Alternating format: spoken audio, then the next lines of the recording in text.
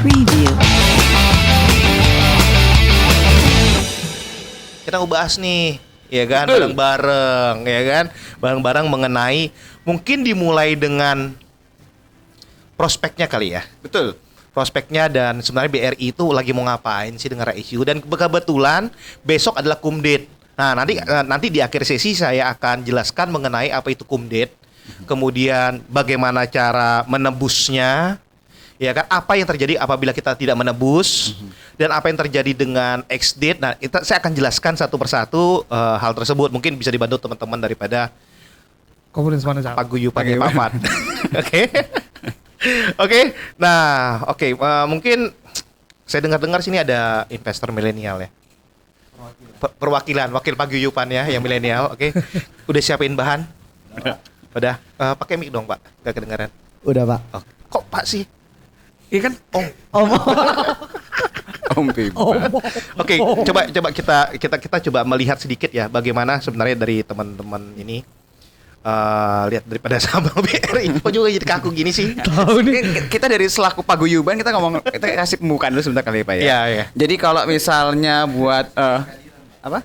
Oh ya, terima kasih atas kehadiran Pak Antoni ya dari CSN, dan terima Jadi kasih kaku juga. gini? Iya. Kan awalnya aku jadi kaku beneran akhirnya. Jadi gini Bapak Ibu, jadi kan BRI ini kan more at issue. Ya. Banyak pertanyaan, ini kira-kira beli atau enggak. Bapak Ibu harus ingat ya bahwa di malam ini kita tidak ada rekomendasi. Tidak ada ajakan membeli dan menjual. Benar. Tidak ada menggiring opini, nggak ada. Nggak ada. Jadi kita ngomong apa adanya. Oke, jangan kaku. Jangan kaku. Kayak nonton ketoprak nih. Oke. Iya, jadi tadi kan apa sih mau kita bahas? Yang pertama kita mau ceritain dulu nih, BRI ini ngapain aja Pak selama ini. Iya, oke. Setelah itu kita akan bahas prospeknya, baru nanti right isunya itu seperti apa. Siap. Oke, jadi boleh bisa langsung dimulai. Ya. Kita mulai. Oke nih Bapak Ibu. Jadi seperti tema pada malam hari ini BBRI yaitu Holding Ultra Mikro. Oh. Judulnya begitu. Judulnya. Holding Ultra Mikro. Iya. Itu dapat judul dari mana Pak Gilbert? Karena memang mereka mau buat yang Holding Ultra Mikro, Pak. Mereka mau bikin holding ultra mikro. Yes, betul. Artinya adalah mereka betul-betul fokus di dalam mikro. Mikro. Ultra mikro Pak. Ultra mikro itu berarti lebih kecil pada mikro. Lebih kecil dari mikro. Dari segi pendanaan, dari segi pembiayaan. Pembiayaan. Berarti mereka ada mungkin menetralisasi dengan kompetisinya mungkin sama peer to peer lending kali ya mungkin. Arahnya. Enggak, bukan peer to peer lending, sama yang kayak model-model yang kelas mikro yang 3 juta, 5 Betul, juta. betul. Mereka mau 500.000. Iya, kan? 500.000. Iya. Kasih pinjam. Iya. Karena ultra mikro kan masuknya yang di bawah itu, Pak. Di bawah 2 juta ke bawah itu masuknya ultra mikro. Oke, nah ini yang kita lihat dari sisi corporate-nya, corporate action daripada Bank BRI ini. Jadi yang kita tahu selama ini Bank BRI adalah bank memang benar-benar mikro, sekarang turun menjadi ultra mikro. Iya. mikronya dapat, ultra mikro juga dapat Pak. Oke. Jadi kuenya lebih besar lah jadinya. Kuenya lebih besar. Oke. Wah nih, selamat malam juga nih semua Bapak. Oke nih Bapak Ibu. Jadi seperti biasa kita mulai dari yang ringan dulu. Kalau misalnya kita perhatikan dari BBRI ini sendiri, Apa yang ringan nih? Wah, putih benar. Oke. Baju putih. Oke. Kuning benar, logonya kuning. Oke. Biru benar, biru. Kok sama? Lanjut. Oke. Oke, jadi kalau misalnya kita lihat dari yang BVPS atau misalnya kita bisa bilang nilai buku per lembarnya dengan juga laba per sahamnya ini terus meningkat nih Bapak Ibu. Kalau kita tarik dari 2010 sampai 2019. Tunggu baru Gilbert. Di sini banyak newbie. Oke. Karena saham Bank BRI ini adalah saham newbie yang pertama kali investasi dalam pasar modal adalah membeli saham paling enak di saham Bank BRI. Iya. Kau ngomong CAGR itu apa? Itu tanaman dari mana, buah-buahan dari mana itu CAGR? Kalau di kampung CAGR itu sejenis tembakau. Nah ini CAGR ini apa ini? Oke, jadi kalau CAGR ini Bapak Ibu ini adalah rata-rata pertumbuhan tahunan sebenarnya Pak. Bahasa Inggrisnya apa? Bahasa Inggris. Rata-rata pertumbuhan. Compound annual growth rate. Kan makan keju ya, makan keju ya. Compound annual growth rate. Oke. Jadi rata-rata pertumbuhan tahunan kalau kita ambil dari 2010 sampai di 2019 yang nilai bukunya yang warna kuning ini Bapak Ibu, ini bertumbuh 12%. Oh, Tiap jadi tahun, rata-rata ya, Ya. naik 12% nilai bukunya. Betul. Berarti hubungannya sama equity. Ekuitas, benar. Berhubungan sama price to book value. Betul. Oke, jadi dari CAGR pertumbuhan, book value, price to book value, berarti harga saham pun naik kalau Bang ya. Betul. Betul. Oke, valuasinya makin murah ya. Ya, Oke. selain itu Kalau kita lihat dari yang sebelah kanan yang warna biru, itu adalah laba per saham. Laba per sahamnya. Laba per saham. Jadi kalau misalnya dapat laba dibagikan dengan jumlah saham yang beredar, berapa laba atau Per nilai lembar saham dalam tiap lembar saham itu. EPS-nya, EPS. earning per share, laba yang melekat pada satu lembar saham, Betul. itu selalu meningkat. Meningkat. Rata-ratanya 4% per tahun. Benar. Itu yang sisi sebelah kanan. Iya, Sisi sebelah kiri adalah pertumbuhan daripada nilai buku atau modal ekuitasnya. betul. Oke? Oke. Bapak Ibu paham ya? Bapak Ibu paham ya? Pelan-pelan nih, kita pelan-pelan nih. Oke. Katanya ringan. Apa yang ringan ini? Seperti biasa Bapak Ibu, kita mulai lagi dari siklus kehidupan dari perusahaan. Kalau kami melihat karena BBR ini masuk di dalam stage 5, fase yang kelima, yang mana dia itu mature stable atau yang udah di tahap dewasa lah. Di mana fungsinya di sini dia akan melindungi bisnisnya dari kompetitor baru dan menemukan market baru. Kenapa kami tidak masukkan di decline? Karena dia masih bertumbuh. Pertumbuhan Oke. tahunannya untuk bagian pendapatannya makan masih sempat dapat 9-8%. Berarti BRI ini sahamnya adalah big kapitalisasi, kemudian posisinya adalah mature stable, artinya posisinya itu saat ini adalah Menjaga. apabila tidak melakukan suatu inovasi, Betul. tidak ada suatu terobosan yang baru, maka Bank BRI ini akan masuk stage 6 adalah decline. Decline, benar. Moga-moga Bank BRI nggak marah sama kau, Wilbar. Jadi kalau misalnya dilihat mau tidak mau dia harus berinovasi, Pak. Kalau dengan inovasi dia harus menambah potensi dari pasar yang lain lagi. Iya. Itulah kenapa merger ini sebenarnya nanti akan dicerita.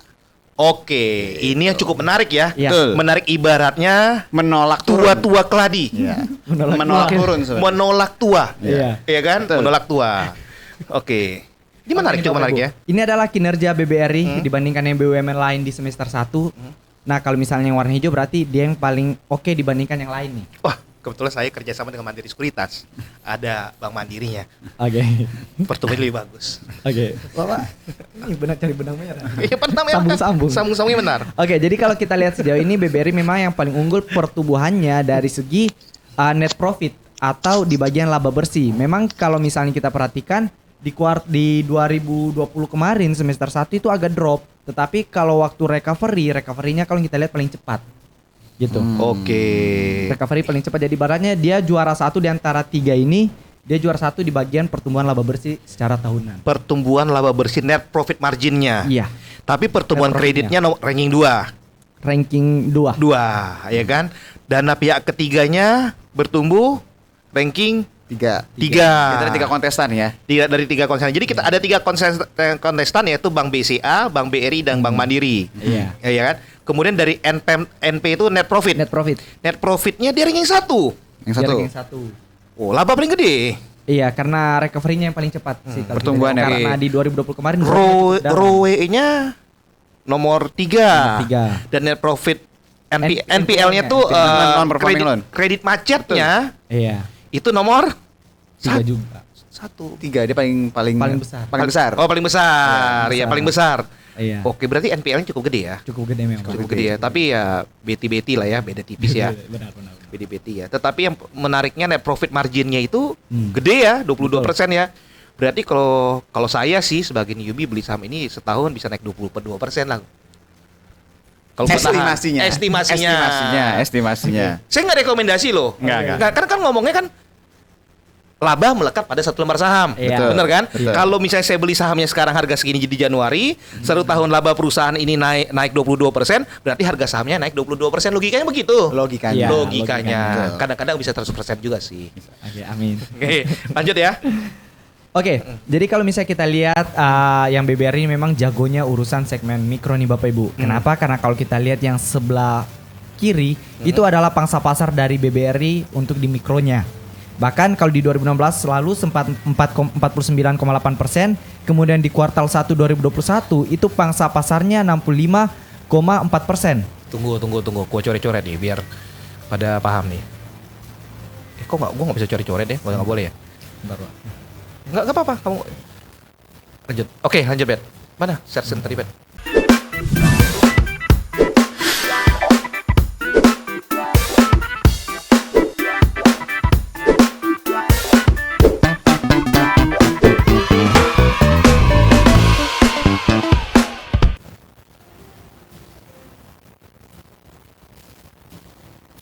Oh iya, Bisa. enggak usah. Enggak boleh sama host ya.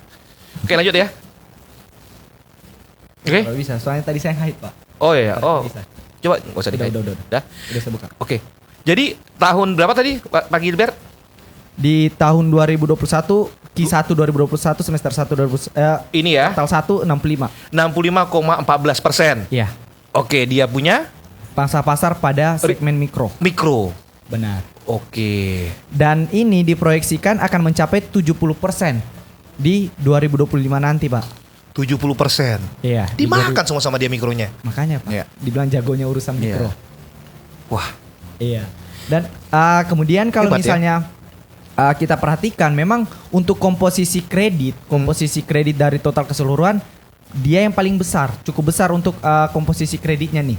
Bahkan 40% itu komposisi kreditnya ke mikro. 40% ke mikro. Iya, jadi Tidak ke corporate ya. kalau corporate sebagian, Pak. Sebagian ya. Jadi memang dia sasar semua Besarnya itu ke consumer, mikro ya. Mikro ya. Dia sasar consumer, corporate dan sebagainya juga, tetapi yang paling besar ini di mikro 40%, dan mereka targetkan di 2025 45. 45% tahun 2025. Iya, mereka targetkan. Kita nggak ada rekomendasi Bapak Ibu ya. Tapi Kalau 2030 60%-nya mikro nih banknya hebat sekali ya. iya. Iya. Hebat sekali ya. Kecil-kecil cabai rawit dia makannya kecil gitu ya. Jadi sebenarnya kalau misalnya Bapak Ibu nanya, Pak, saya mau invest beberapa tahun ke depan. Ini sebenarnya dia udah kasih lihat gambaran 5 tahun ke depan nih Bapak Ibu. Karena kan sampai 2025 dia bilang kan. Dia fokus ngegedein mikronya. Jadi inti cerita dari pertumbuhan BRI itu adalah pertumbuhan mikronya dia. Bapak Ibu, ini data bukan asal-asalan. Data ini adalah berasal dari BRI Public. Iya. Public apa iki? Public expose dia. Iya. Public expose-nya dia. Materinya Jadi dia. yang ngomong Bang BRI, mungkin Bapak Ibu waktu itu enggak sempat dengar Bang BRI. Mungkin Bro Gilbert sempat dengar. Iya. Oke. Keren nih, keren Oke. banget nih, keren. Kemudian Saya nggak rekomendasi ya, cuma saya bilang kemudian keren aja. kalau kita lihat untuk komposisi kreditnya, memang yang agak besar untuk bagian NPL-nya itu disumbang oleh korporasi memang yang memberatkan. Tunggu. Oke. NPL segmen. Iya. Biar member pada paham semua nih nasabah-nasabah daripada Karma Oke. Express Nusantara nih. Kan gue jadi Pak Guru sekarang. Oke, jadi kalau misalnya kita lihat sebelah kiri itu Bapak Ibu, itu adalah komposisi dari pinjamannya, kreditnya. Di 2021 itu mikro 40%, consumer itu 16%, untuk small medium itu 22 dan 2%, yang bagian UMKM lah Bapak Ibu. Kemudian Ini yang komposisi loannya ya. corporate itu 11% dengan SOE atau BUMN itu 9%.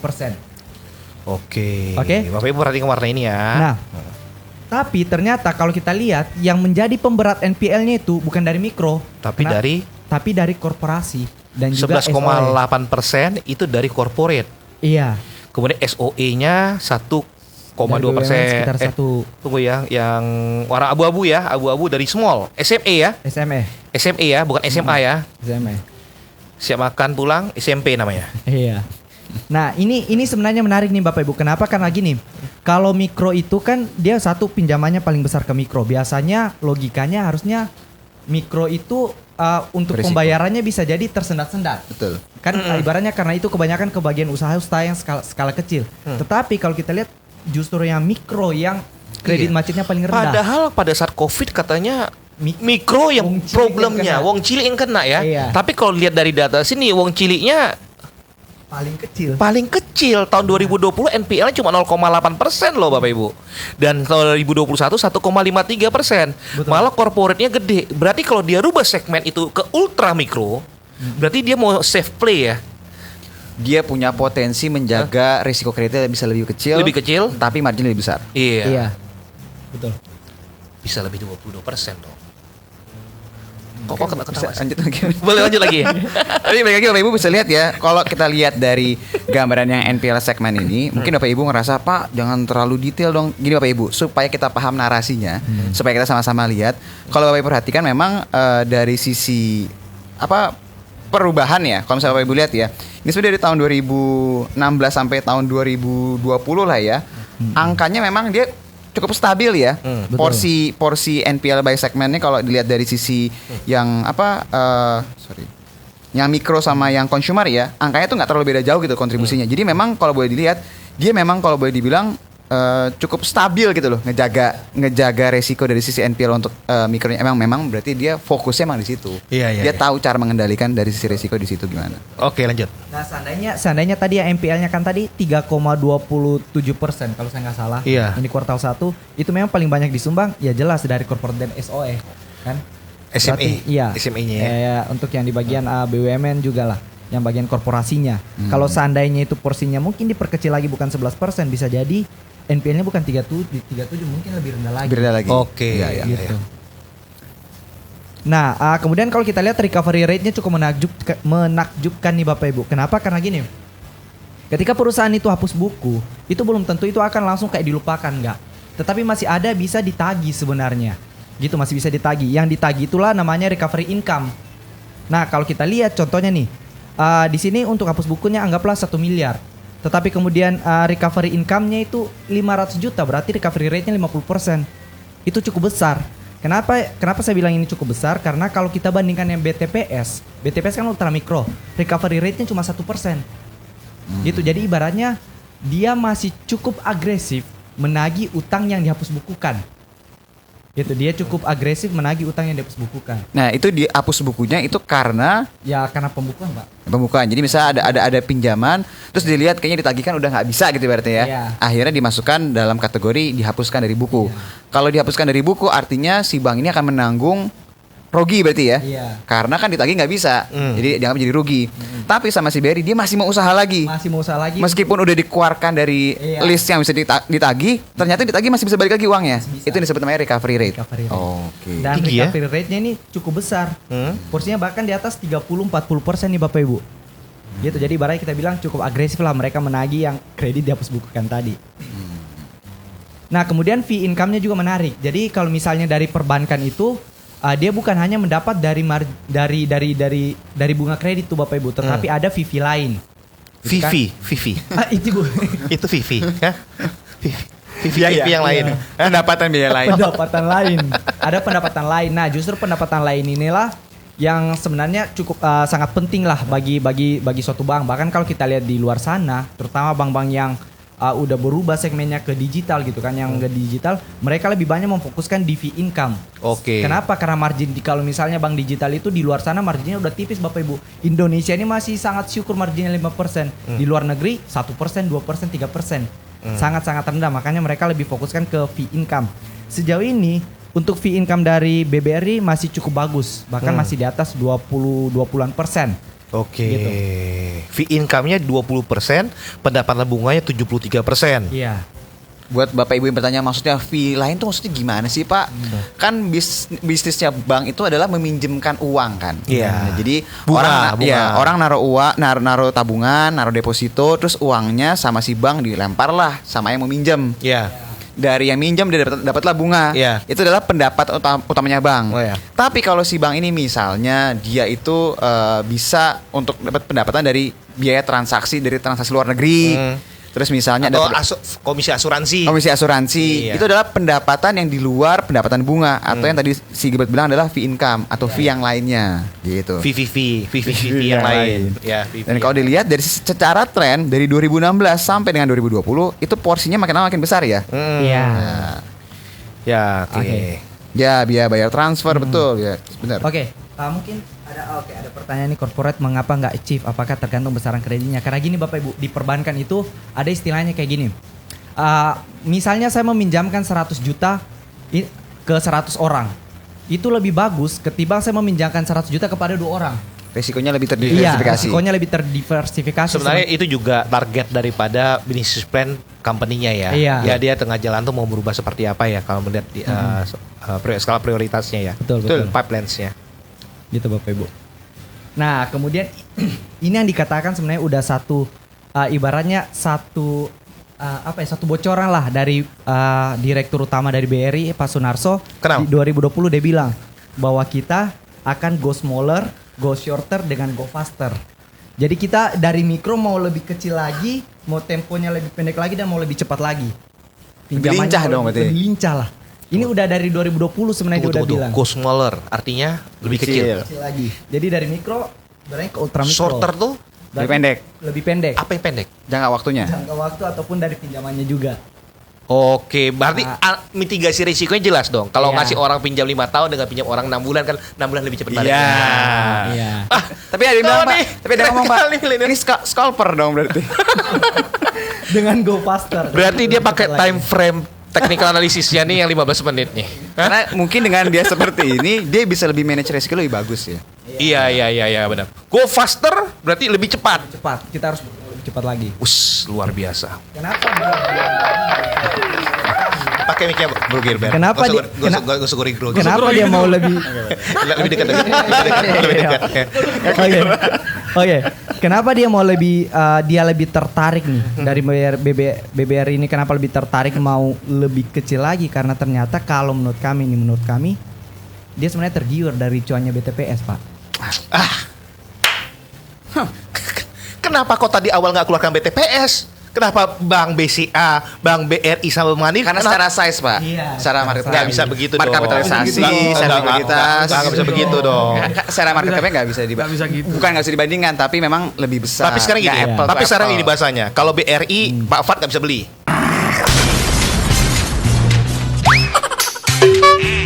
Besok arah. Waduh, siapa yang arah?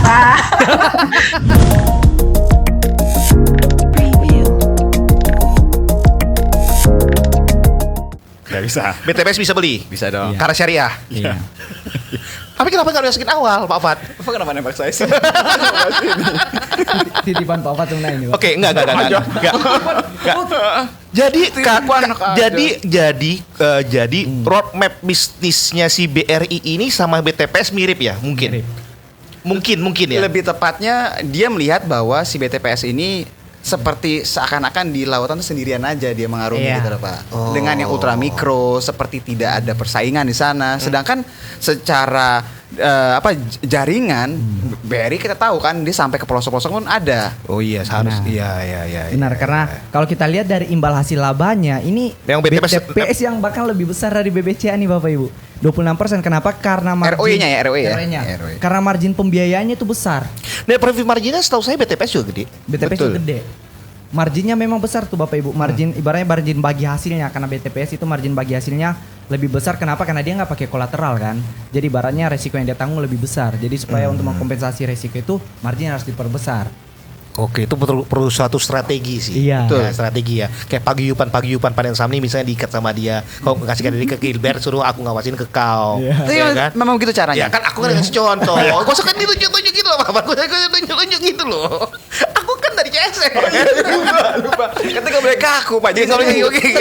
Oke, saya. Jadi kan ya, saya paguyupan panen saham ini kan, komunitas panen saham ini kan. Nah, kasih ke Pak Gilbert pinjaman. Terus saya sambil ngomong, Gilbert udah bayar cicilan belum, ya Iya. kan? Nah, akhirnya NPL-nya juga rendah. Iya. Pemberian kreditnya bisa apa? Kayak KTA gitu berarti ya?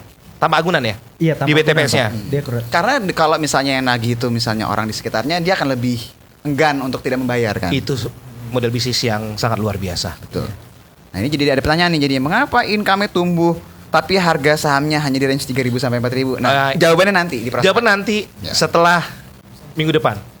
Kelamaan ya, setelah memang bahas BTPS. Nanti enggak, nanti jawabannya akan ada pas di pas Penutupan. perhitungan reviewnya nanti, Review, valuasinya ya. Oh ya, asik nih. Gua nggak ngomong apa-apa nih. Nah, sekarang kita lihat BBR ini memang lagi mau masuk ke yang namanya transformasi ke hybrid bank. Jadi bukan digital bank tapi hybrid bank. Kalau digital banknya dia lebih serahkan kepada agronya. Tunggu Pak Gilbert. Oke, kita Tunggu Pak Gilbert, tunggu. Saya kemarin ngelihat websitenya Bank BRI itu udah berubah. Yang darinya bentuknya old style, bentuknya tuh transformasi kayaknya udah mulai arah ke digital. Tapi BRI sendiri tidak ke digital, Kalau BRI mau Bukan, ke hybrid banknya, Pak. ke hybrid bank. Iya. Kayak mobil dong. Berarti dia ada digitalnya ada, konvensionalnya ada. Jadi dia gitu ya. dia bermain di dua kaki. Ya. Digital dan juga konvensional. Benar-benar. Tetapi untuk digital full dia serahkan Kepada agro. kekuasaannya pada si agro.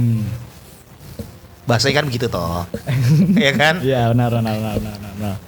Oke. Nah, kalau dari hybrid banknya ini satu untuk bagian mobile banking super apps itu ada namanya BRI MO, BRI Mo. Jadi itu kayak ibaratnya kalau misalnya kayak mau pembayaran, payment dan sebagainya. Mulai tuh. Iya, BRI Mo. gitu kan. Jadi ibaratnya udah lebih pembayaran dan sebagainya. Ada juga yang digital loan underwriting, ini sebenarnya lebih ke pinjaman kalau misalnya kayak kau yang guna kredit guna. Kalau lu mau KPR. kredit, cepat, Ya, cepat lebih- gitu. betul. Short tuh namanya, Betul. faster. Lebih cepat, betul. Nah, langsung keluar. Belum klik udah langsung keluar kreditnya. Belum, Pak. Nggak bisa gitu. Kemudian Maaf. Kemudian juga ada digital ekosistemnya nih Bapak Ibu. Ternyata kalau untuk digital ekosistemnya ini ada beberapa. Contohnya kalau kayak pasar ID, ini bisa kita bilang kayak marketplace tapi yang khusus untuk pasar. Tapi kita tuh nggak pernah dengar ya. Tetapi mereka growth ya. Iya. Iya. Kok iya. pernah dengar? Kalau yang pasar ini belum, Pak. Pasar belum pernah dengar Iya, ya? Kayak jual beli-beli ini kan. Dia kerjasama dengan beberapa yang untuk penjual-jual yang sayur dan sebagainya. Jadi itu nanti bisa dipesan lewat aplikasi pasar Oh ID. mungkin mereka tuh udah mulai menjaring sejak kur kemudian pakai bridge-nya tuh dulu Breezy ya Breezy Breezy. Breezy-nya mereka di pasar-pasar ya kan di pasar-pasar kemudian abis itu mungkin itu udah dijahit sama mereka jadi Iya. pasar Iya. ID dia oke Yang udah terima kreditnya dari mereka juga dijahit sama-sama jadi Iya. semua, dijaring situ semua. Iya, kemudian ada juga yang bagian untuk strawberry. Nah, ini strawberry ini dia bukan buah strawberry nih Bapak Ibu. Apa tuh? Dia lebih ke ibaratnya kayak manajemen kalau yang untuk yang berhubungan dengan pasar lah. Manajemen kalau misalnya sellernya manajemen Oh transaksi, iya, manajemen itu kasir dan memang keren sebagainya. banget ya. Misalnya kamu pakai Breezy, kita satu pasar nih, misalnya pasar Jaya gitu ya, Iya. pasar Jaya, pasar sayur mayur misalnya gitu ya. Kok kredit kan sama BRI? Iya, kok kredit? Oke, aku juga kredit. Oke, kalau datang satu orang lagi, Pak Gilbert, kok udah bayar belum? Malu kan? Malu kan? Masih kebayar kan? Keren. Iya, dengan juga ada di sana juga BRI Smart. BRI Smart ini lebih ke mirip-mirip edutech sebenarnya, Pak. Jadi dia bagian-bagian untuk pembelajaran digital juga sebenarnya. Dia ngajarin orang cara jualan sayur. Nggak tahu tuh kalau yang lebih Spesifiknya nggak tahu. spesifiknya nggak tahu tuh, Oke. tapi dia lebih ke Tapi Bapak Ibu boleh bagian boleh pembelajaran buka ya digital. BRI Iya. Tech. Oh, berarti ini buat bantu transformasi sama transisi ya? Iya. Dari sebenarnya. bisnis dari Regenerasinya kali ya. Iya, dari tradisional ke online biar berjalan berarti ya. Nah, kemudian juga banyak ditiru dia sih. kerjasama dengan P2P lending atau e-commerce partnership, ride hailing partnership. Jadi P2P-nya ini lebih banyak dikerjakan oleh penyaluran kreditnya akan digunakan oleh BRI Agro sebenarnya. Jadi ada Oke. BRI Ventures, dia kasih pendanaan ke beberapa P2P. Iya, iya. Jadi iya. nanti BRI Agro yang take over itu, Pak, yang untuk Oke. kasih pendanaan ke mereka sebenarnya. Oh. Nah, kemudian untuk new digital proposition di sana ada juga kayak mungkin bisa kita bilang ini adalah ceria ini mirip-mirip pinjol sebenarnya. Mirip-mirip Kredivo dan sebagainya. Bintang ini dari BRI Agro juga, dan untuk digital attackernya atau yang penyerangnya ini BRI Agro. Jadi Pantesan dia agak kenceng ya. Iya. kencang sahamnya naik. Iya, karena emang dia udah dibilang digital attacker, Pak. Iya. Maksudnya kencang sahamnya naik atau kencang di dalam pasar ya? Iya, di pasarnya kencang, di sahamnya pun juga bergerak juga kencang Oh, banget. karena dia attacker. Iya. Jadi attacker. Iya. Enggak, kalau misalnya berarti kan di sini emang dia diposisikan emang untuk yang menyerang. Menyerang. Iya. Ini mungkin Jelas, suka iya. bola kali presidennya ya. Hah? Ini ada pertanyaan BRI Mola sama Mola TV beda Pak. Beda. Mola TV itu penyanyi grup Jarum. Mungkin sama-sama molen. Pisang molen. Pak Sigit bisa aja nih Oh, nanya iya. ya. Dan dia juga untuk agennya memang sangat banyak di Bapak Ibu, 465.000 BRI link agen lah untuk ibaratnya untuk restoran dan sebagainya lah. Gitu kan. Branchless-nya udah berjalan 465.000 ya. Iya. Iya. Keren ya, e-channelnya 220.000. Mungkin next kita bisa bahas Bank Mandiri nih. Jangan deh, BCA kali ya atau BTPS. BCA udah. BCA udah ya. BCA berapa branchless-nya tempo hari? Oh, kita enggak. Enggak lihat ya, enggak ada datanya. Apanya, Pak? BCA, Apanya? branchless-nya. Dia enggak ada branches banking. Nggak ada ya? Maksudnya dia bukan yang agent kayak ini enggak? Bukan ya, enggak ada ya. Oke. Kemudian ini nih Bapak Ibu, kita mulai masuk ke bagian untuk pegadaian, gitu kan, pegadaian dengan PNM. Jadi untuk ultra mikronya, ini akan modelnya seperti ini nih. Kalau yang di bagian sebelumnya itu pegadaian dan PNM itu dimiliki oleh pemerintah, setelah nanti ini itu akan langsung dibawahi oleh BBRI. Jadi pemerintah itu cuma pegang satu lembar sedikit sih, tapi di warna. Oke, Bapak Ibu paham nggak? Walaupun dia punya satu lembar series A di warna share, artinya dia adalah pengambil keputusan. Ya Bapak Ibu ya. Jadi di warna itu adalah bahasanya apa kata-kata? Di warnanya. Hak Hak istimewanya lah. Hak istimewa. Hak istimewa pada Republik Indonesia walaupun dia hanya punya satu lembar saham. Ya kan, walaupun RUPS mengatakan Nggak, kalau dia bilang iya, Nggak bisa, ikutin dia. ikutin dia Bapak Ibu. Iya. Ya kan, tetap ultimatumnya adalah di Garuda, gambar Garuda tersebut. Keren ya, iya keren Pak, cuma nggak dijual di pasar Pak. Iya. Bapak mau beli di warna, Pak? Nanti beli. Tunggu. Balik. Berarti dia tunggu. Yang tadi. Berarti kan rencana dia nih mau reissue. Rencana dia reissue adalah uangnya untuk mengakuisisi Pegadaian dan PNM. Betul ya? Oke, untuk Pegadaian dan PNM agar mengambil kepemilikan dari Republik Indonesia pindah ke bawahnya dia gitu ya. Betul. Oke, kenapa sih dia ngambil Pegadaian kira-kira? Ada nggak dibahas dia? Ada, Pak. Ada. Oh ya, oke. Oke. Enggak, kenapa harus Pegadaian dan PNM? PNM itu apa sih ya? Pakai penanaman Nasional Madani. Pakai penanaman nasional madani. Iya, Permodalan Nasional nasional Madani. madani. Kira-kira Permodalan. udah dibahas nggak? Ada nggak dibahas di sini? Itu ngapain? Oke. Mungkin ada beberapa yang ada nanti. Ini PNM ini dia lebih mirip bukan lebih mirip, bahkan sama dengan BTPS. Dia di bagian Ada dibahas ini juga? lebih detailnya nggak ada. Nggak ada. Tapi Cuma ada. Dia mirip dengan BTPS yang lebih menyasar ultramikro, dan untuk cara kerjanya mereka sebenarnya sama, Pak. Kayak paguyuban gitu kan, kumpul-kumpul orang. Yang kemudian nanti PNM ini dia lebih kepada kayak mengentrepreneur-kan itu yang wong cilik tadi. Makanya untuk BBR ini akan mengurus Kok bagian kayak paguyuban ultramikronya. main saham sih? Hah? Jadi yang akan untuk mengurus yang berfokus kepada ultramikronya nanti si PNM ini sebenarnya. Oke, ada di slide ini tadi. Ada. Oke, boleh.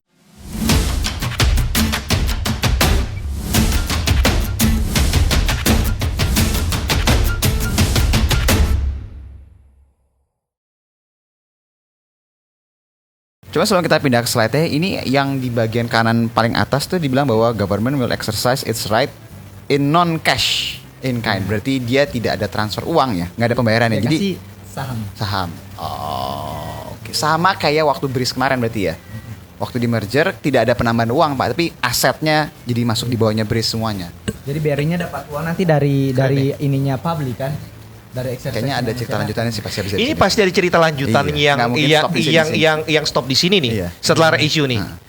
Karena tidak ada, kan seharusnya nih reissue 90 berapa? 90 T. Bukan 40 40 jadi ya? Karena dari publik semua kan, Pak. Publik semua 40 T. Iya, 40-an sekian. 40 T, uang 40 T kan sebenarnya kalau reissue misalnya 90 T. Iya. Uangnya store ke negara dong 40 T. Kan gitu kan harusnya kan biasanya. Iya. Karena mengambil. Tapi ini tidak. Ini tidak. Tidak, negaranya kayak tukar guling aja. Kasih asetnya, set, masuk, pindah.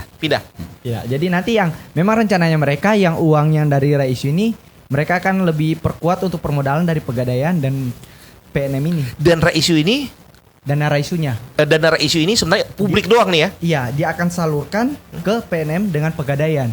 Oke, Gitu keren, untuk keren, bagian keren. permodalannya mereka. Makin kuat dong ya. Mungkin kuat. Iya. Dia benar-benar bikin ekosistem yang ada, ditambahin beberapa pemain yang memang udah kuat juga Iya. Oke. di ultramikronya. Nah, rencananya mereka sebenarnya seperti ini Bapak Ibu.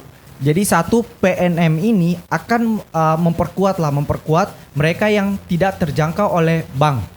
Yang kalau mungkin secara scoring kreditnya mungkin nggak ada atau gimana. NPL dia kan- tinggi? Iya. Yang udah orang ke bank misalnya udah pengusaha baru kredit macet. Yang syaratnya nggak masuk Pak. Yang syaratnya Ya nggak kan masuk. kredit macet, misalnya gue pernah kredit macet blacklist sama Oh, bank. iya. Gua kredit macet nih, kartu kredit gue macet nih sama bank. Tiba-tiba gue mau usaha lagi nih. Lewat PNM. Bisa. Tergantung size-nya Bapak, Pak. 1 juta. Oh, bisa. Bisa. PNM masuk 1 juta. PNM paling banyak berapa? 5 juta masuk juga. 5 juta masuk. Kalau yang paling banyak sih juga nggak tahu, tapi 5 juta tetap masuk. Karena Oh. dia kan segmen ultramikro yang mana kalau untuk kreditnya itu kecil, Pak. Oke. Mungkin kalau 1 miliar nggak bisa kita di PNM, Pak. Enggak lah, Iya. kan aku bilang 1 juta. Iya. Kalau 1 juta saya dagang sayur nih, tiap hari saya gagal. Ya kan, kemudian abis itu kredit saya udah macet, kolek 5 di bank. Saya pinjam ke bank manapun ya kan, kartu kredit aja ditolak-tolak gitu kan. Iya. Nah, Tapi kalau misal dari sisi koleknya saya nggak tahu ya, nggak tahu sih kalau dari sisi PNM ya. Tapi yang kita tahu itu adalah yang diberikan itu adalah misalnya kita syarat ke bank, misalnya dari sisi pekerjaan, Oh, oke, gajinya nggak oke. memadai, atau mungkin dari sisi kemampuan bayarnya kelihatannya mungkin nggak memadai kalau ke bank, tapi Iya. kalau ke dia bisa lebih dimudahkan. Tapi kalau dari sisi koleknya kita nggak tahu. oh kalau kolektivitasnya nggak tahu ya. Iya, iya. Karena ada salah satu syarat bank kan kolektivitas kan masalah banget. Betul. Masalah Kalau dia banget. telat bayar, akhirnya jadi Iya, blacklist iya, jadinya. kan. kecuali lo udah putih nih 3 bulan, abis itu kolek 1, abis itu jalan lancar baru bisa lagi kan. Tetapi Misalnya rumahnya masih kontrak nggak boleh. Ya, jadi ada syarat-syarat yang selama oke. ini nggak bisa, dia bisa.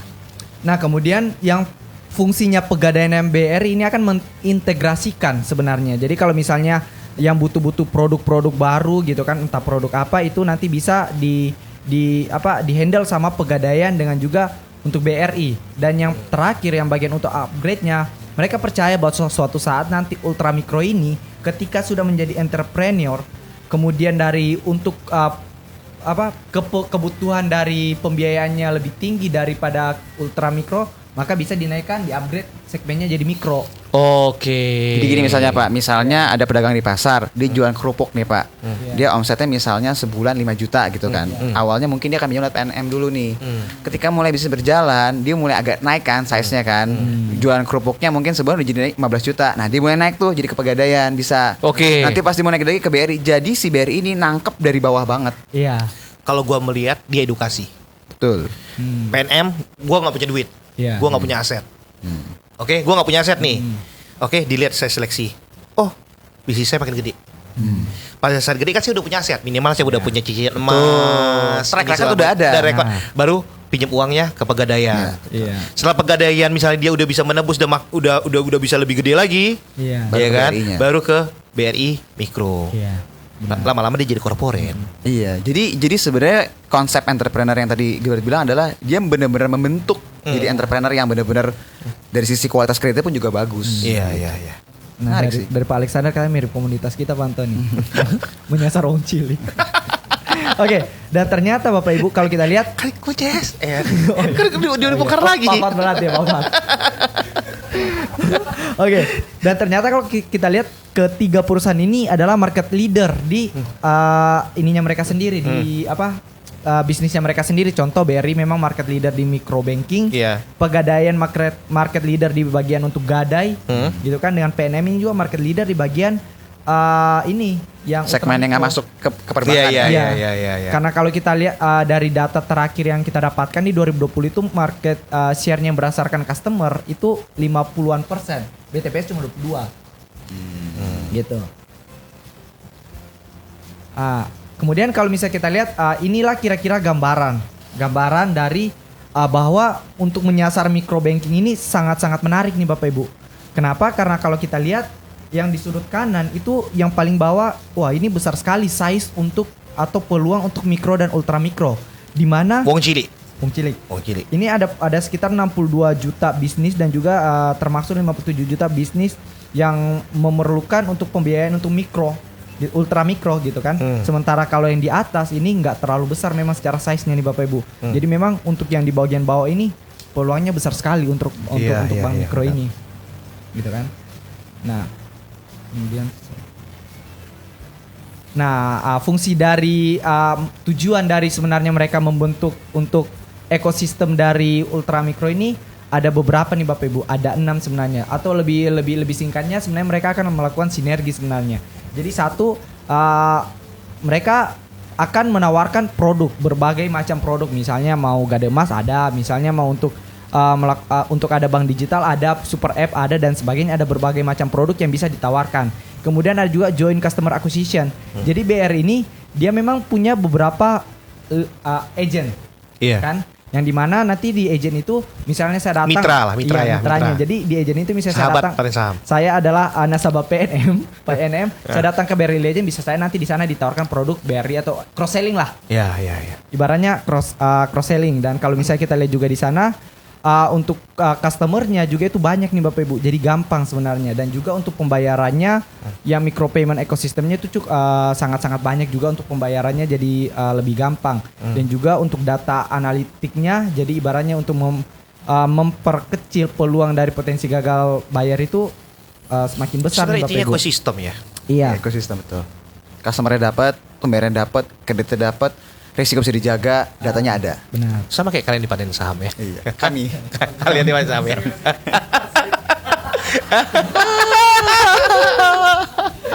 Gue mau jawabnya bingung. Lanjut.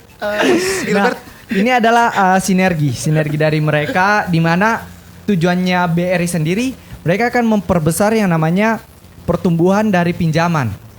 Pertumbuhan dari pinjaman yaitu satu bisa melalui tadi yang untuk penawaran produk ataupun misalnya joint customer acquisition, kemudian wider customer point, data analytics dan empower increasing kapabilitas. Kemudian ada juga bisa mengecilkannya namanya cost of fund atau misalnya beban bunga nih Bapak Ibu dengan apa? Joint customer acquisition. Gitu kan. Jadi contohnya kan selama ini kalau kita lihat untuk PNM itu dia butuh modal dari mana? Butuh modal dari obligasi. Butuh modal dari dana hibah pemerintah. Itu dia butuh untuk menyalurkan pinjaman. Sedangkan kalau kita lihat bunga obligasi itu nggak murah, 8-9%. Sementara dia harus memberikan berapa bunga yang dia harus berikan kepada nasabahnya. Mungkin anggaplah 20%, berarti selisihnya cuma 10%. Yang mana itu kecil sebenarnya kan. Gitu. Nah, kemudian kalau kita lihat ini juga akan mengurangi dari OPEX biaya operasionalnya dan juga akan mengurangi dari cost of creditnya. Jadi biasanya kredit macet atau biaya-biaya yang macet lainnya sebenarnya. Oke. Jadi dengan sinergi ini sebenarnya banyak hal yang bisa didapetin ya, potensi pertumbuhan kreditnya, terus juga pengurangan dari sisi biaya kreditnya berarti ya, terus juga lebih efisien dari sisi biaya operasionalnya dia, terus sama juga ada penurunan dari sisi biaya kreditnya juga ya tadi ya. Oke. Nah, Bet. Oke, Bet, lanjut, Bet.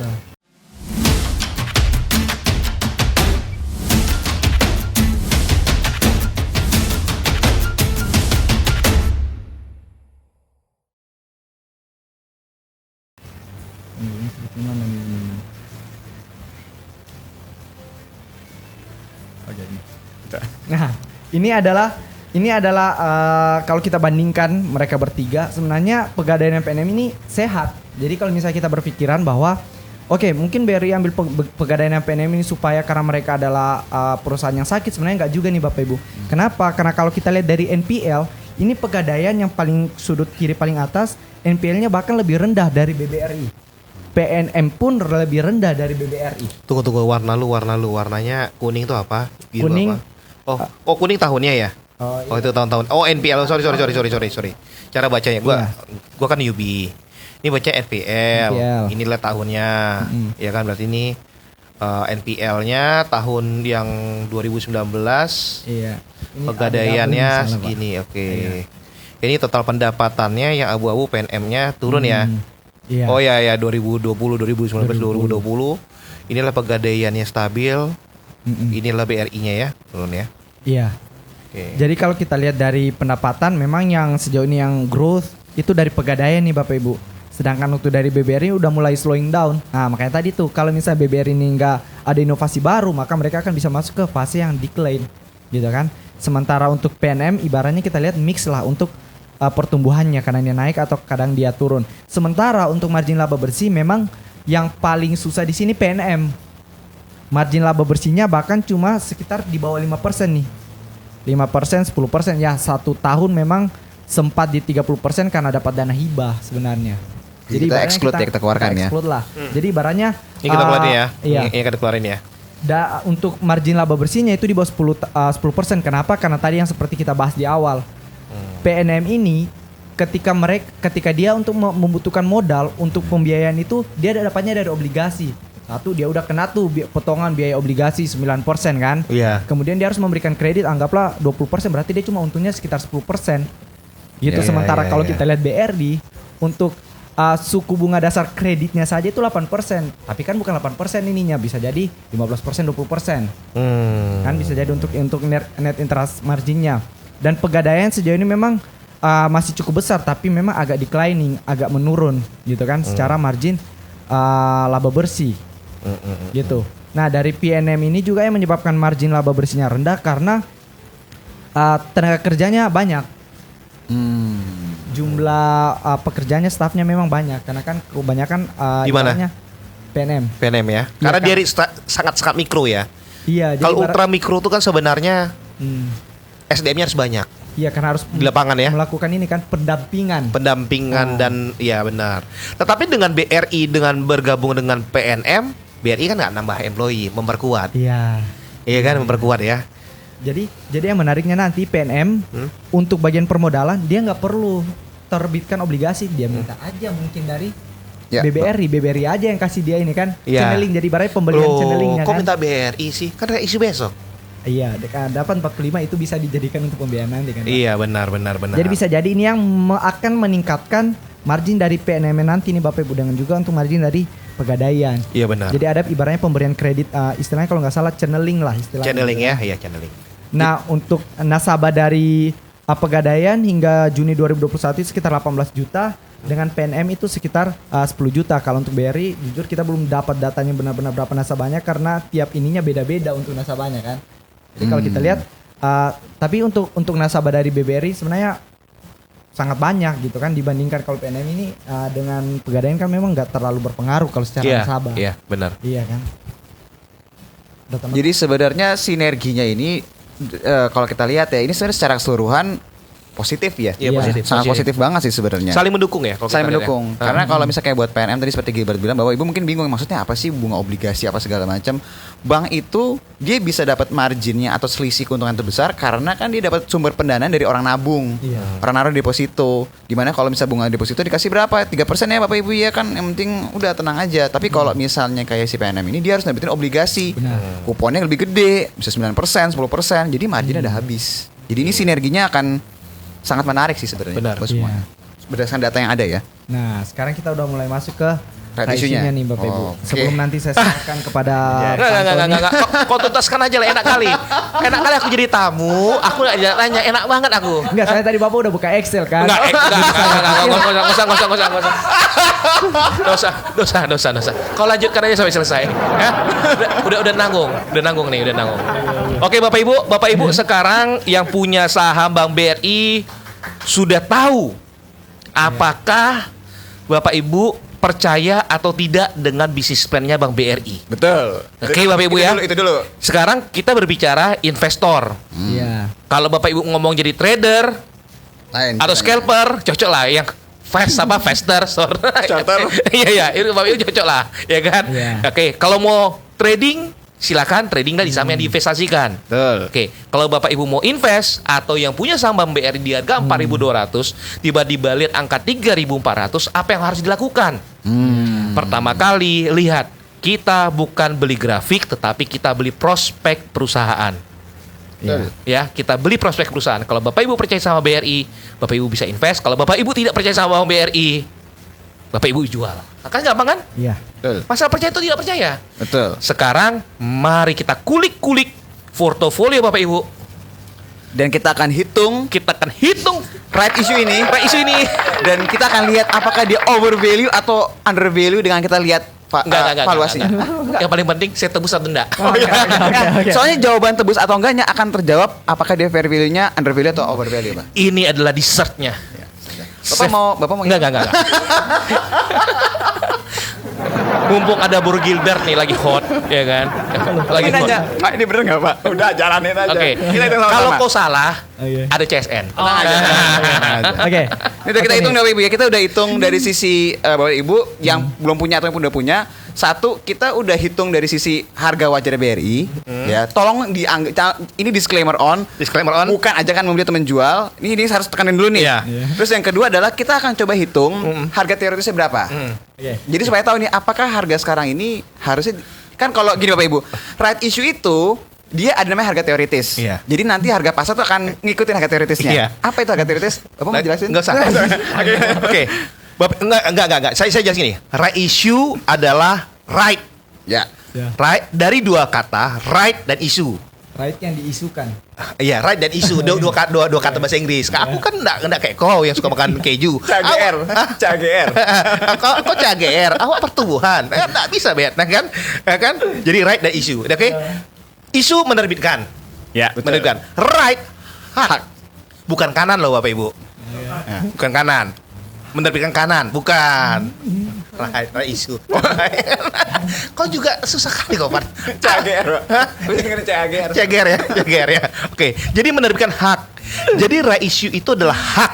Iya. Oke, jadi ini adalah diberikan kepada Bapak Ibu yang memegang saham Bank BRI karena Bapak Ibu percaya dengan saham Bank BRI, ya kan? Bapak Ibu dikasih waktu sampai besok. Oke, apakah Bapak Ibu masih percaya atau tidak? Oke, percayanya ada dua macam. Percaya karena memang percaya, yang kedua percaya karena nyangkut. Nah, ini saya perjelas dulu ya. Ya, saya perjelas dulu nih. Percaya karena percaya atau percaya karena nyangkut. Ya. Jadi ingat ya, reissue adalah hak yang diberikan kepada Bapak Ibu investor saham Bank BRI yang percaya dengan BRI. Besok Bapak Ibu dikasih waktu. Apakah mau, ya kan, mau mengikuti parade hak daripada Bank BRI? Jadi agak deg-degan ya. Iya kan? Apabila Bapak Ibu tidak mau ikut parade pesta hak daripada Bank BRI, besok Bapak Ibu jual. Ya. Bapak Ibu tidak akan mendapatkan hak tersebut. Betul. Tapi kalau Bapak Ibu mau mendapatkan hak tersebut, besok Bapak Ibu harus punya saham Bank BRI. Jangan dijual Sampai penutupan pasar. sampai penutupan pasar. Ingat loh Bapak Ibu ya. Jam 3:15 Bapak Ibu tetap harus pegang. Oke. Kalau Bapak Ibu belum punya sekarang saham Bank BRI, tergiur dengan penjelasan Bapak Gilbert, Jadi misalnya gini ya. ya kan? Jangan salahkan saya, salahkan Bapak Gilbert. Betul, salahkan Gilbert. Bapak Ibu masih punya kesempatan mengikuti parade daripada hak BRI besok. Betul. Berarti besok kalau Bapak Ibu beli, jangan dijual, ikutin gelombang-gelombang cinta dan paradenya. Mungkin kalau Bapak Ibu tanya kenapa besok? Karena besok adalah cum ride-nya. Nah, cum date. Ya, cum date-nya. Cum date. Cum date adalah hari di mana seseorang mendapatkan mendapatkan prioritas atas suatu corporate action daripada suatu emiten. Iya. Itu Kalau- hari, ya, hari besok yang Bapak ya, Ibu besok. harus punya. Kalau Bapak Ibu misalnya baru belinya lusa, Lu sangat nggak dapat. ride-nya. Bapak Ibu nggak ikut parade. Ya. Oke. Ini Kok jadi deg-degan gini ya? lanjut. Ini kan Oke. bikin sedikit misteri gitu loh, Ben. Oke nih Bapak Ibu. Jadi kalau untuk harga pelaksanaannya, harga exercise-nya itu di 3.400. Besok sampai jam berapa? Sampai penutupan, Pak Lim. Aduh.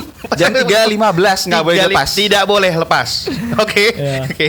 Oke, 3.400 dan untuk rasionya itu 1 miliar lembar saham lama mendapatkan 230.128.553 lembar saham baru. Bahasa gampangnya karena angka ini miliaran.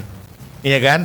Adalah setiap satu lembar saham lama, Bapak Ibu perhatikan ya, setiap satu lembar saham lama, Bapak Ibu akan mendapatkan 0,23 lembar saham baru. Betul. Nah, dicatat Bapak Ibu. Setiap satu lembar saham lama, Bapak Ibu mendapatkan 0,23 saham baru.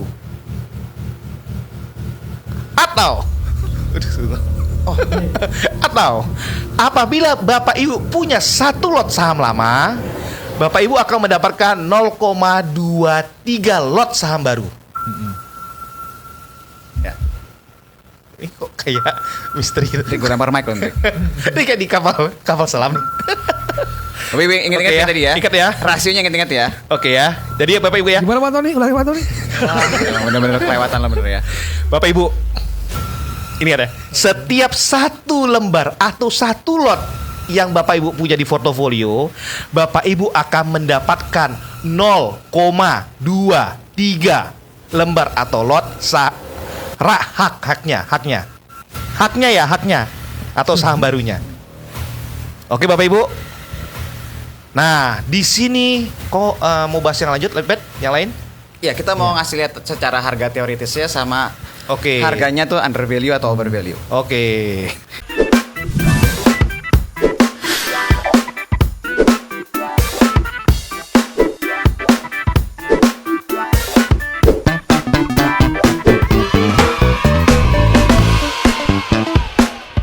Oke. Ini Kita adalah lanjut dulu ya. timetable-nya Bapak Ibu. Timetable-nya. Kok timetable kok pakai bahasa Inggris, pakai aku punya Bet lah. Oke. Pakai bahasa Indonesia ya timetable-nya. Oke, saya kasih timetable saya yang paling gampang. Timetable-nya Bro Gilbert agak-agak mencekam. Pakai bahasa Inggris. Nah, Oh, ternyata bahasa udah ada ternyata. Silakan Pak. Jadi Bapak Ibu, perhatikan. Setiap satu lot saham lama akan mendapatkan 0,23 saham baru. Itu right. Besok adalah cum date. Cum date adalah hari di mana Bapak Ibu yang punya saham tersebut berhak mendapatkan haknya. Tanggal 8, apa yang akan terjadi? Harga saham Bank BRI akan mencapai nilai teoritis.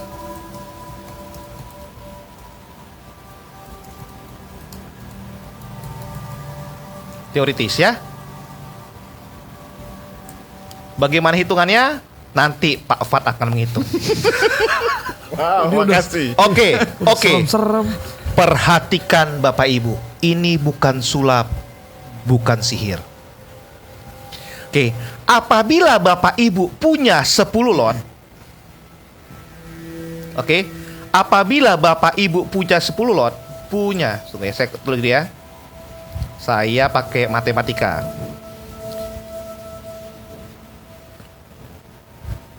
Pak Fat. Apa hubungan? Oh, misalnya cerita Pak Fat punya gitu misalnya. Punya 10 lot. Ini agak ngeheng-ngeheng nih, Bu. Oh ya, Bapak Ibunya. Ya, lagunya kenapa gini sih? Ini karena kita lagi ngerekam jadi suka kayak gangeng-gangeng gitu dia. Saham BRI saat cum, maka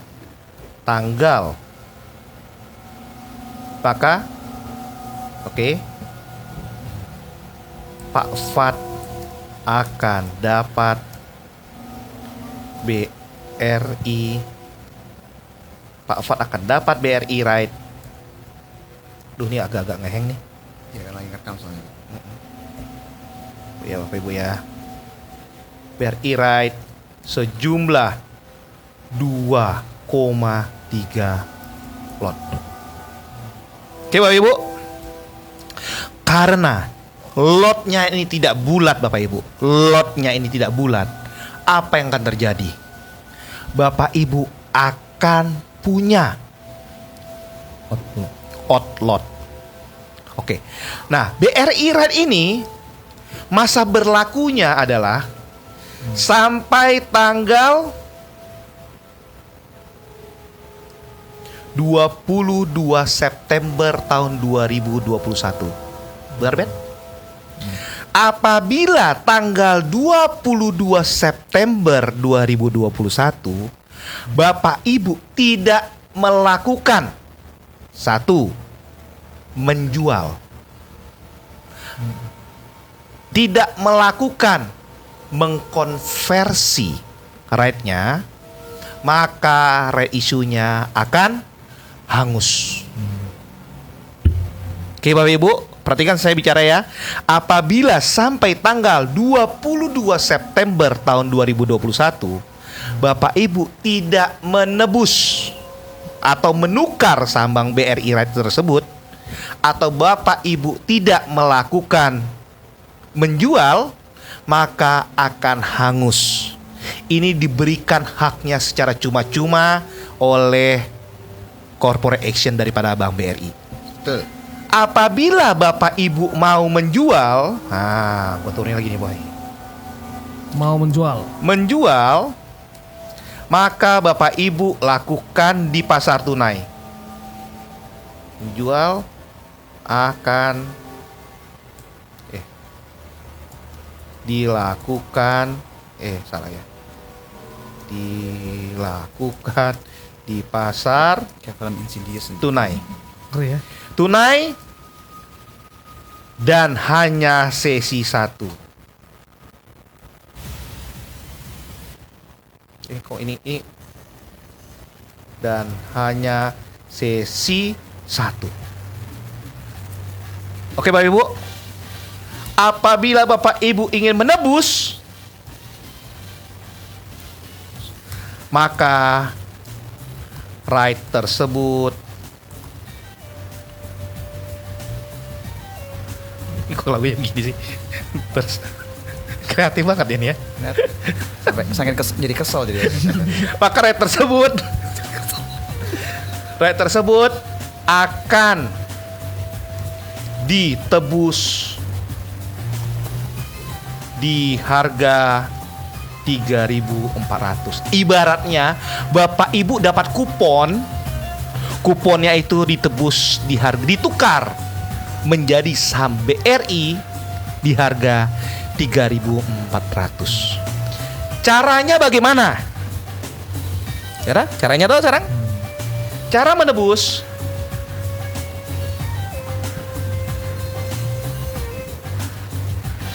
Kita kurang kacamata hitam sebenarnya. Iya. Bener. Cara menebus adalah dengan melakukan replay email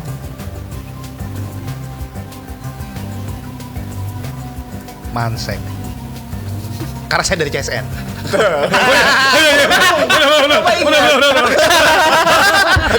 Mau mengingatkan. Karena gue dari Mansek. Oke. Nah, Bapak Ibu, ada satu hal yang Bapak Ibu harus perhatikan. Pak, saya boleh nggak nebus cuma 2 lot? Kenapa? Karena saya nggak mau dapat namanya outlot.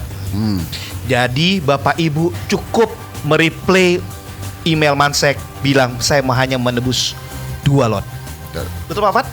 Yang Betul. bekas Mansek, ex Mansek. Betul. Dan Bapak Ibu harus ingat ya, kalau di inbox nggak terima, coba dicek di bagian mungkin di bagian spamnya, iya. Karena takutnya masuk tapi Bapak Ibu nggak ngecek di bagian yang folder yang lain. Oke, jangan lewatkan parade ini apabila Bapak Ibu percaya dengan Bank BRI.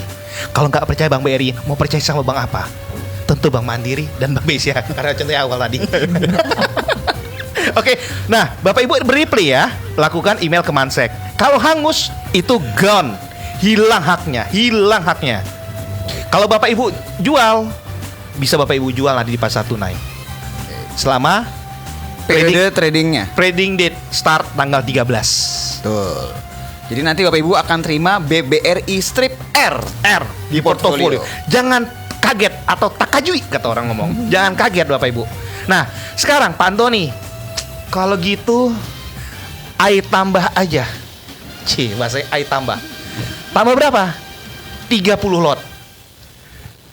Bapak Ibu kalau mau beli misalnya 30 lot, oke. Silakan supaya rate-nya dapat ini. Oke. Kemudian Bapak Ibu mikir gini, Pak Antoni, boleh nggak saya beli rate-nya saja? Boleh nggak? Boleh Bapak Ibu beli rate-nya saja di pasar tunai. Selama tanggal 13 sampai tanggal 22 Bapak Ibu boleh beli rate-nya saja. Betul. Setelah itu Bapak Ibu lakukan konversi rate-nya menjadi induk. Oke, di harga 3.400. Jadi, misalnya Bapak Ibu membeli rate-nya di harga 200, kemudian Bapak Ibu tebus rate-nya di harga 3.400, modal Bapak Ibu adalah 3.600. Betul. Diulang Pak. Ulang. Belum paham. Belum pernah ikut ya? Ini Hendrik kurang ajar nih. Kita kasih kacamata Batman sama dia tuh. Bapak Ibu, perhatikan baik-baik ya. Aduh, rekan, apabila Bapak Ibu merasa, Pak Antoni, kalau gitu saya beli rate-nya aja. Monggo silakan. Jenengan kalau mau beli saham rate-nya saja. Betul. Belilah selama tanggal 13 sampai tanggal 22 September tahun 2021 di pasar tunai. Penggunaan MOS-nya coba browsing di Google atau di YouTube. Oke? Karena malam ini saya nggak ngajarin MOS. Bentar Pak. Bang Hen, kameranya boleh ke Bapak. Jangan enggak berani ya. Bapak yang bicara kan. Enggak, member minta Bang Hen. Iya, kameranya ke aku, Be. Iya. Gak apa-apa, gue pakai BB gak apa-apa. Hendrik, berani Ya. enggak? Oke, Bapak Ibu. Perhatikan baik-baik ya. Apabila Bapak Ibu mau membeli rate-nya saja, silakan. Misalnya harganya adalah 200. Kemudian pada saat di akhir trading date atau subscription, Bapak Ibu menebus rate-nya tersebut. Harganya 3.400. Betul. Bapak Ibu udah beli di harga 200, Bapak Ibu tebus di harga 3.400. Artinya Bapak Ibu modalnya adalah 3.600. Ingat ya, jadi kalau belinya di pasar tunai ada harga rate-nya plus harga konversinya itu Iya. 3.400. Jadi 200. Kalau harga 200 jadi 200 sampai 3.400. Ya, ingat ya, setiap rate tidak peduli Bapak Ibu mau beli di harga berapa. Misalnya 100, 200, 300 rate-nya nanti tetap harus nebusnya di 3.400. Tetapi bagi Bapak Ibu yang telah percaya sama Bank BRI dan yang memiliki saham Bank BRI sampai tanggal besok, Bapak Ibu akan mendapatkan secara cuma-cuma. Anggap aja voucher, anggap aja hadiah dari Bank BRI kepada Bapak Ibu. Kalau Bapak Ibu hadiahnya Bapak Ibu mau uangkan, silakan Bapak Ibu uangkan di pasar tunai selama jadwal trading. Betul. Nah, sekarang apa ini, Ben? Sekarang kita masuk, apakah harga sekarang under value atau over value? Apakah harga sekarang under value atau over value? Karena WW inget ya, ini pas dia X date itu dia akan masuk ke harga teoritisnya dia. Yes. Jadi kita akan cari tahu dulu nih, kira-kira harga teoritis BRI itu akan di harga berapa? Kita akan masuk kepada berapakah harga Teoritisnya. setelah cum date. Iya. Betul. Atau pada saat X date, berapakah kira-kira harga saham Bank BRI? Betul. Oke? Oke. Yes, yes, yes. Mulai hot nih. Oke. Mulai panas nih. Digedein gambarnya gambar. Ini kenapa banyak banget nih? Mulai panas. Dananya disiapin di RDN, Pak Dodi ya. Dananya disiapkan di RDN. Oke. Pak Riko nih, Pak, kalau sekarang BRI kita ada misalnya sekarang 3.850, kemudian mau tebus, jadi akan turun ya? Ya, di-average-kan harga sahamnya nanti. Tapi ingat Bapak Ibu, jangan sampai outlot. Jualannya susah. Ya, karena harus dijual di pasar nego.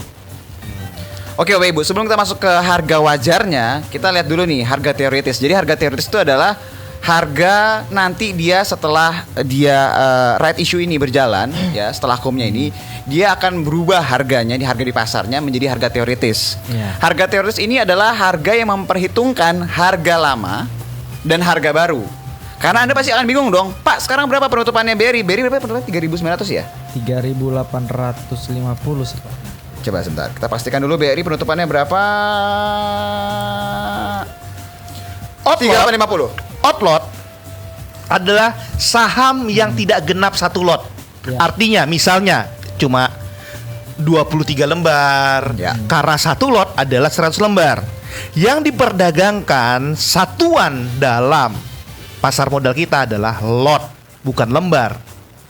Kalau Bapak Ibu mau jual yang lembar-lembar koma-koma belakang, itu di pasar negosiasi nanti. Pasar negosiasi nanti. Jadi kalau outlot, Bapak Ibu jual nanti di pasar negosiasi kalau ketemu temannya. Oke, Bapak Ibu lihat ya, Bapak Ibu. Jadi ini harga BRI, Anda jangan kaget kalau nanti tiba-tiba harga BRI pembukaan pagi-pagi tiba-tiba langsung turun. Kapan nih Pak? Ini setelah kum besok. Itu berarti pas X date ya. Hari Rabu ya. Sekarang besok hari apa? Selasa. Rabu ya. Jadi Rabu. Kenapa? Karena Bapak Ibu ingat, sekarang penutupan 3850. Kita nggak tahu besok penutupan harga berapa. Terus harga saham baru 3.400. Jadi dengan jumlah lembar saham yang baru, dengan jumlah lembar saham yang ada, mereka akan bersatu membentuk harga baru. Iya. Kalau kita menggunakan estimasi harga saham lamanya itu rata-rata, jadi nanti kita akan dapat harganya itu pas nanti bursa akan kasih informasinya. Tapi kalau seandainya kita menggunakan rata-rata selama sebulan ini, sekitar 3.800-an aja. Berarti dengan harga saham BRI yang baru, kita akan ketemu harga baru. Ini bukan harga wajarnya ya. Harga barunya nanti di pasar sekitar 3.700-an. 3.760-an berarti sekitar 3.750 sampai 3.760 Bapak Ibu. Jadi kalau tiba-tiba nanti hari Rabu turun ke 3.700, Anda jangan panik, nggak usah. Nggak usah. Itu Tenang, karena harga tenang, baru. tenang. Itu harga tenang. baru. Berarti dari harga baru BRI ini akan menjadi harga berapa nilai wajarnya. Nah, nilai wajar ini kita akan memperhitungkan dari sisi penggabungan dengan si Pegadaian, penggabungan dengan PNM, dengan pertumbuhan BRI selama ini. Berapakah harga wajarnya BRI? Jawabannya adalah 4.500. Gak boleh, gue gak boleh punya posisi. Gak boleh Bapak. Tenang. Bapak antusiasme. 4.500. Yow. Jadi kalau seandainya kita ambil harga setelah dia right issue itu setelah KUM itu dia jatuh ke 3.700, berarti potensinya dengan hitungan seperti ini kita melihat pertumbuhan BRI selama beberapa waktu ke belakang, kita coba hitung ke depan, kita lihat potensinya Pegadaian sama PNM, ya, potensi harganya kalau misalnya kita ngelihat menggunakan pertumbuhan 2022 ya ini ya. 2021 itu sekitar 4.500. Oke Bapak Ibu, sekarang gini, apabila pada saat trading date, oke, perhatikan baik-baik bahasa saya. Apabila pada saat trading date BRI harganya let's say 3.700, maka right-nya kemungkinan diperdagangkan di harga Rp300. Betul. Oke, perhatikan bahasa saya. Apabila BRI pada saat trading date diperdagangkan di harga 3.700 atau 3.600, maka BRI right-nya akan diperdagangkan dengan harga 3.700 atau 3.600 dikurangi dengan 3.400. Selisihnya aja. Selisihnya. Jadi Bapak Ibu, mau beli induk, mau beli anak, sama-sama modalnya. Betul.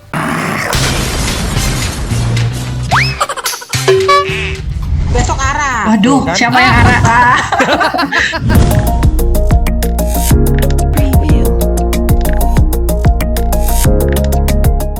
Jadi kalau misalnya tanya, Pak, ini bisa kesini harganya kira-kira kapan? Pokoknya yang namanya valuasi itu kita menghitung kurang lebih targetnya dalam setahun ke depan. Ya.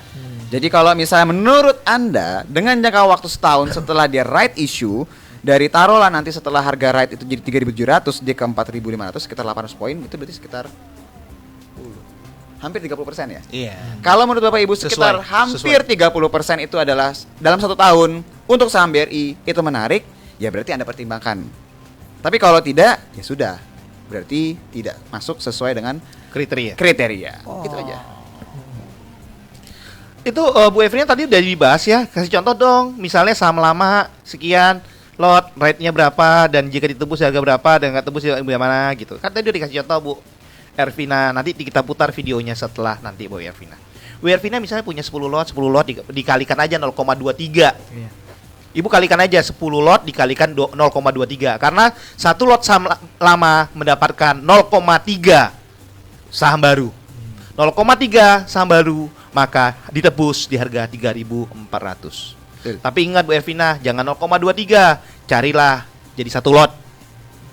Gitu.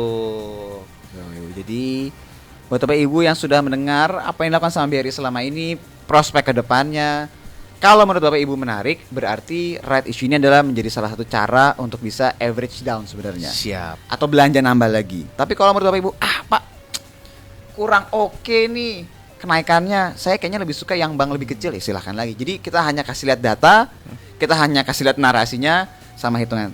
Keputusan ada di tangan Bapak Ibu. Iya. Mantap. Pak Fat tertarik? Nggak bisa beli. Nggak bisa dibeli. Ah. Saya nggak bisa. Kau jangan gitu, Oke. Be. Ingat ya Bapak Ibu, satu lot dapat 0,23 atau 10 lot mendapat 2,3. Berarti kalau 100 lot dapat 23. Jadi kalau Bapak Ibu mau bulat, tapi Bapak Ibu angka itu keriting loh Bapak Ibu ya. Angka itu tetap keriting loh. Kayak rambutnya Pak Fat. Angka itu tetap ribu loh. Tetap ribu loh. Karena apa? Dia bukan 0,23 bulat, tapi angkanya tuh 0, berapa bet? Sekian. 0,23 sekian. Nah, tetap Bapak Ibu akan dapatnya keriting. Kalau Bapak Ibu mau beli 1 miliar pun tetap keriting. Betul. 1 miliar lembar tetap dia keriting. Jadi mungkin Bapak Ibu cara hitungnya gini. Bentar. Jadi misalnya berapa lembar nih Bapak Ibu punya? Mungkin 500 lembar. Maka rumusnya gini Bapak Ibu. Dibagi dengan jumlah saham lama. Dikali dengan Mic-nya Brogil. jumlah saham baru. Maka ini sekitar berapa nih kalau dibagi 100? 11,5. Apa tuh? 11,5. lembar. Iya, dia 1 miliar satu lot saham lama dia atau 1 miliar lembar saham lama mendapatkan 230.158.553 pasti keriting. Pasti keriting. Bapak Ibu, keriting-keritingnya Bapak Ibu nggak usah ambil ngomongnya saya mau tebus bulat. Iya, betul. Bulatnya aja. Yang keritingnya urusannya Bank BRI nanti. Iya. Betul. Keriting seksi lah. Maksudnya? Oke, Seksi. Bapak Ibu, ini akan diputar dalam IG Live, IGTV-nya Panen Saham. Mungkin kalau Hendrik berkenan di IG story-nya yang panjang, tok, ya kan? Tapi sih dia berkenan sih. Dia berkenan. Kemudian ada kita putar di YouTube-nya Panen Saham, dan juga nanti ada di YouTube ya Hendrik ya? Ya. Di YouTube, di Instagram, sama di itu dua. Mikir mana lagi ya? Itu dulu. Facebook ada ya? Itu dulu, Pak. Iya. Tapi naiknya nih kapan nih Bang Hena? Malam ini ya. Naik malam ini lah. Oke, mantap. Tapi aku juga ngerekam kok. Jelas malam ini. Apa sih nggak untuk? Jadi kalau menurut lu gimana, Dik? Lu beli apa enggak? Enggak mungkin. Wah. Ingat Bapak Ibu, ini adalah Bapak Ibu memberi pada prospek ya, prospek. Kalau kita lihat, moga-moga ekonomi akan turn round, area akan juga naik ya, karena Jakarta sudah mulai macet, ya kan? Banget. Makanya kami begadang saya malam di sini karena kami mau menunggu macetnya selesai, ya kan? Lebih bagus kami di sini. Ganjil genap, ya kan? Nah, kemudian kalau roda ekonomi udah berputar, tentu GDP dimulai dari detik ini. dari perbankan. Kita masuk ke perbankan. Are you ready? Ini bukan dulu. Oke Bapak Ibu, Ada pertanyaan lagi, Pak? makasih Bapak Ibu. Jadi udah pahamnya caranya ya. Jadi nanti Bapak Ibu jangan bingung-bingung karena ini adalah saham sejuta umat lah ya. Betul. Saham newbie semua pada nyangkut di Bank BRI. Tidak usah khawatir. Nyangkut di 4.100, 4.200. Masih ada koin di 4.500 mungkin. Sama, Pak. Iya kan? Gak usah khawatir. Iya kan? Yang penting Bapak Ibu beli prospek perusahaannya dan lakukanlah menabung saham dan menjadilah investor cerdas dan mandiri. Betul. Oke, thank you Hendrik. Thank you. Terima kasih. Terima Hendrik. kasih, Terima Bang kasih Hendrik. Pak Antoni sudah meluangkan waktunya untuk hadir ke studio kami. Kapan dong, diundang iya lagi, dong. Pak? Kapan-kapan diundang lagi? Kapan-kapan diundang lagi, Pak. Oh, kantor saya sebelah kok. Bapak bisa undang saya setiap hari.